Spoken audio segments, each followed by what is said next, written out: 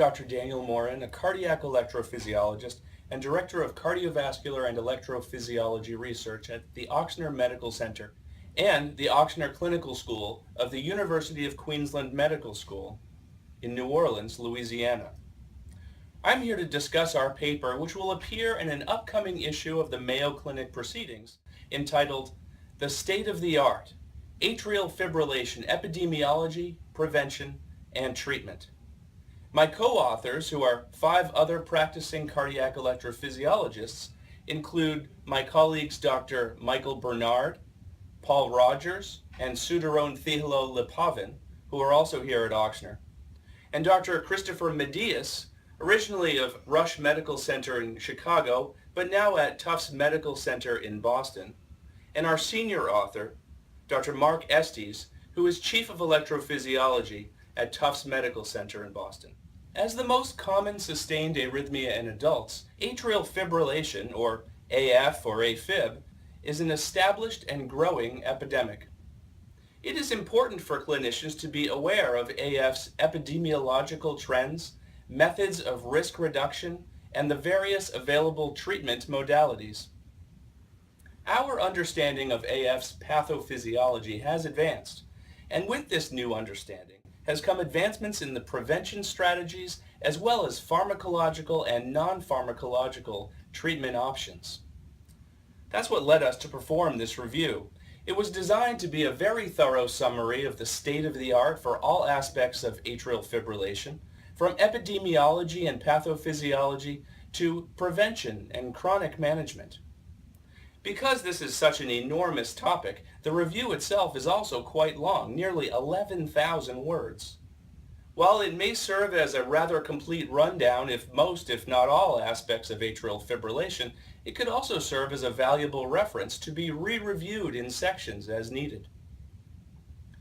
The manuscript's first section deals with epidemiology and population trends.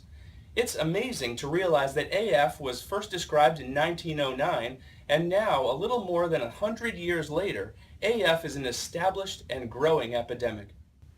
As described in our paper, today about 5 million Americans have AF, but by 2030, over 12 million people are expected to have that disease. That expected increase has a lot to do with the aging of the population, as well as other AF risk factors such as race, gender, congestive heart failure, diabetes, and hypertension, to name a few. There also is very strong evidence of a link between the obesity epidemic and the AF epidemic, as well as evidence showing AF risk reduction through weight loss. Our paper details each of these associations together with the understanding of how these factors relate to the pathogenesis of atrial fibrillation, and most importantly, evidence about how modification of those risk factors may help with prevention and treatment of atrial fibrillation. Next in our review comes the important section that summarizes our understanding of the pathophysiology of atrial fibrillation, detailing how AF is initiated and perpetuated, from the triggers that are usually found in pulmonary veins to the multiple wavelet hypothesis of persisting atrial fibrillation, and even the more recent theories of AF perpetuation via focal reentry in the form of rotors. The paper also summarizes the possible link between AF and systemic inflammation and the connection between AF and changes in autonomic modulation. Once the diagnosis of AF is made, the patient and the treating physician are faced with making management decisions. These decisions are largely based on the goals of stroke reduction and symptomatic improvement. Our manuscript reviews the evidence for the 2 major techniques of long-term management of atrial fibrillation, rate control versus rhythm control. This decision hinges primarily on whether the patient's atrial fibrillation is symptomatic.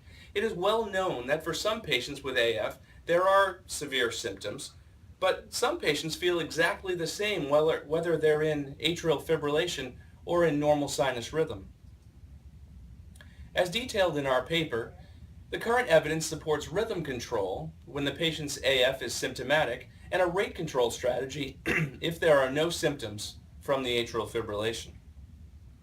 The evidence supporting these recommendations is summarized in our paper detailing each of the seminal trials, including AFFIRM, RACE, and others.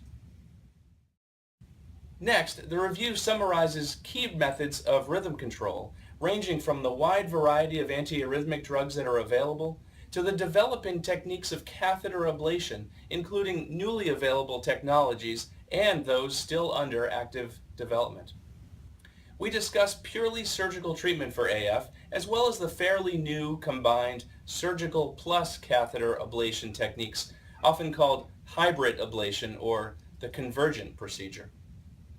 Lastly, our state-of-the-art article describes further directions for AF therapy, including actively developing procedural options such as techniques for left atrial appendage exclusion or occlusion.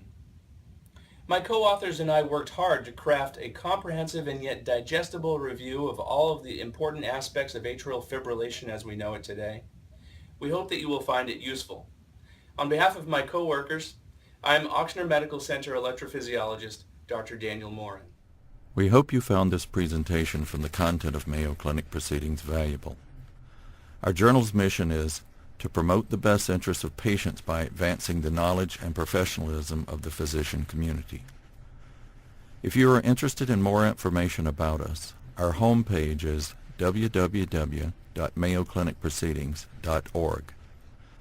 There you will find access information for our social media content, such as additional videos on our YouTube channel or journal updates on Facebook. You can also follow us on Twitter. More information about healthcare at Mayo Clinic is available at www.mayoclinic.org. This video content is copyrighted by Mayo Foundation for Medical Education and Research.